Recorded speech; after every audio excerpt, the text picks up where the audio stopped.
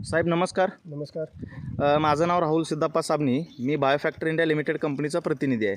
तर आपल्या इथे दानोळीमध्ये शेतकरी कृषी सेवा केंद्र दानोळी या ठिकाणी आपण 21 फेब्रुवारीला डेमो दिला होता. तर त्या ठिकाणी तुम्ही शेतकरी या नात्यानं आला होता आणि तुमच्या डोळ्यासमोर आपण जे डेमो दिलं आहे बायो एक्सेल ट्रिओ आणि 13-40-13 आपण जे खत वापरलेलं आहे, या ठिकाणी बायो एक्सेल ट्रिओ आपण वापरलेला आहे आणि या ठिकाणी आपण 13-40-13 आपण या ठिकाणी वापरलेलं आहे.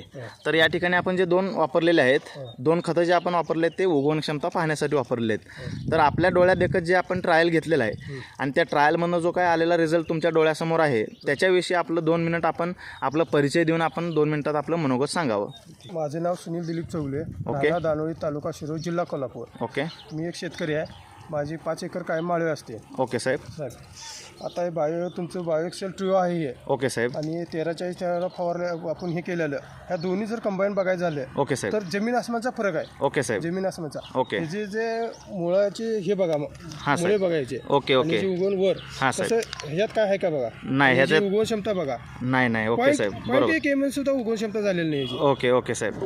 आणि माझा अंदाज आहे हां साहेब. हे असे जर काय जर नवीन येत असले उत्पन्न हां. तरी शेतकऱ्याने खरोखर वापरावे. ओके साहेब. खरोखर ओके साहेब. मी आता माझी उसाची लावण पण आहे 2 एकर. ओके साहेब. मी पूर्णपणे 100% जे हे करून हे करणार आहे. ओके साहेब. म्हणजे आपण एकंदरीत आपला एक असा अनुभव आलेला आहे की बायो एक्सेल ट्रिओ ही काळाची गरज आहे. काळाची गरज आहे. मी ओके साहेब. 100% उसासाठी वापरणार आहे. ओके. आणि आता लेट आम्हाला ह्याची माहिती मिळाली. ओके. नाहीतर मी बाकीच्या माळव्यांना सुद्धा वापरून बेसल डोस प्रमाणे टाकला असतो. ओके साहेब. ओके. बेसल डोस प्रमाणे. ओके ओके साहेब. म्हणजे एकंदरीत तुम्हाला 13-40-13 ही NPK आणि बायो ट्रिओ ही NPK लय या फरक आहे. या दोन्हीमध्ये फरक आपल्याला भरपूर डोळ्या फरक देखत आहे. अनुभवाला डोळ्यादेखत मिळालेला आहे. अनुभव आहे. ओके काय साहेब. गैरसमज किंवा काय करायचं, काय संबंध नाही, काय नाही. स्वतःच प्रत्येकाला दिसते किती फरक आहे. ओके. आणि एकाच दिवशीचे एकाच वेळी 2 ते 3 मिनिटाच्या फरकात हे दोन्ही टोकणे झालेले आहेत. ओके साहेब. ओके. याच्या व्यतिरिक्त ओके. मग आपल्याला मी शेवटचा प्रश्न विचारतो. येणाऱ्या काळामध्ये बायोफॅक्टर या कंपनीविषयी आपल्या शेतकरी बांधवांना आपण काय सांगू शकाल किंवा काय आपण त्यांना मार्गदर्शन करू शकाल? 100% राहू दे, किंवा जो शेतकरी आता काय जे नवीन करणार आहे, ओके साहेब. भले त्यात एक 25% तर त्यांनी स्वतः वापरून अनुभव घेऊन मग पुढे त्यांनी वाटचाल करावी. ओके साहेब. ओके. जैविक शेतीकडे आता ही वळणं काळाची गरजच आहे. ओके पण साहेब. आपण स्वतः, मी काय सांगतो ह्याच्यापेक्षा तुम्ही स्वतः अनुभव घ्या.